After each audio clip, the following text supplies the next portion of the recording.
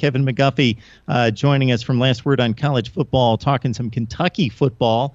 And, of course, it's been a rough road for the Wildcats. If you're a football fan, for the most part, we know what the history is. But Mark Stoops has brought in some excellent recruiting classes, and we can't put it in the context of necessarily the league he's competing against, because if you bring in a top 25 class, it might be 12th in the SEC. But man, looking at it against the broad scope of college football, these have been strong recruiting classes.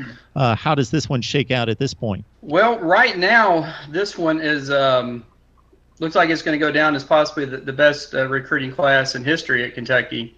They're ranked 18th by Rivals, and there's 23 pledges so far, four-star recruits, and the rest are all threes. And it's gonna, there's still a couple people they're waiting on possibly next week, but as it stands right now, it's going to go down as the best class, even better than the 2014 class, which featured Boom Williams and Drew Barker, Matt Elam, and those guys that helped change. It took a couple years, but it helped change the program a little. Yeah. So when you look over the class, maybe not necessarily the top kids in the class, but you get a ton of information, of course, as you follow this on whether it's video clips that you see, and we get so much more of that in this day and age than we used to.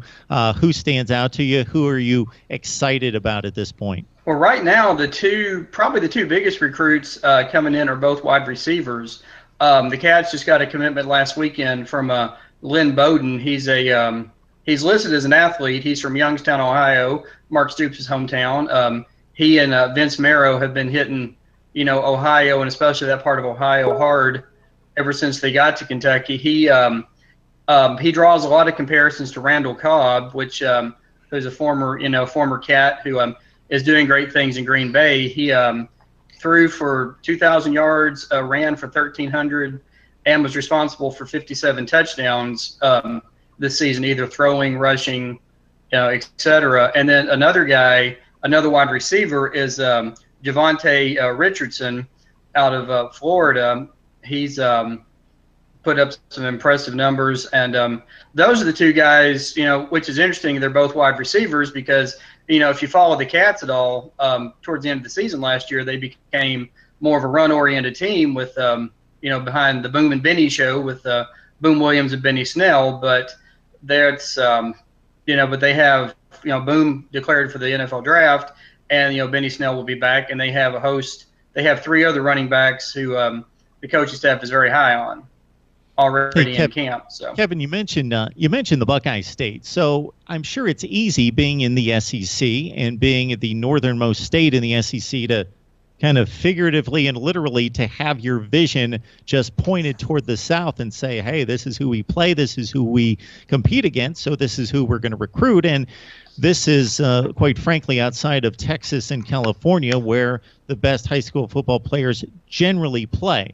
But in that top 6 to 8 range, if you're looking at per capita and looking at high school football products, if you just look north, Ohio is still a pretty major factor, in Pennsylvania as well. But I know Ohio has been a factor, and Stoops obviously has family ties as well in the Buckeye State.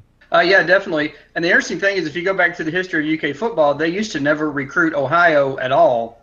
A lot of the players came from Florida, Florida, Georgia. But since Stoops has been there along with Vince Marrow, they've really hit Ohio hard. And as you said, they're not going to get the 5-star guys like, Ohio State or, some of the guys that might go to Michigan or even Notre Dame. But, they're getting in on these 3- and 4-star guys, and they're signing, quite a bunch, and they're making, they're starting to make an impact with the football program. Hey, Kevin, we have long needed a Kentucky contact here on Mark Rogers TV, so hopefully we'll welcome you back. And we promise I'll let you take a breath next time. I know this is kind of a different deal with our college football coast to coast tonight, where we're just bringing on as many guys as we can get.